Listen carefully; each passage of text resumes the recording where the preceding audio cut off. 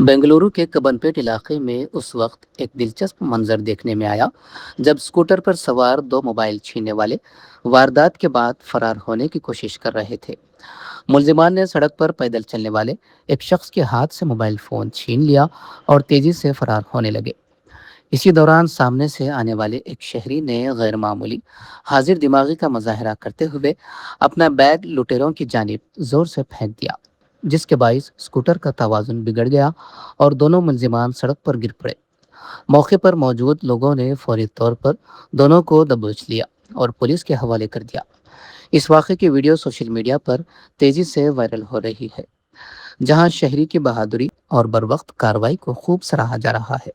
Police ने मुलजिमान के खिलाफ मुकदमा दर्ज करके मजीद तहकीकात शुरू कर दी है।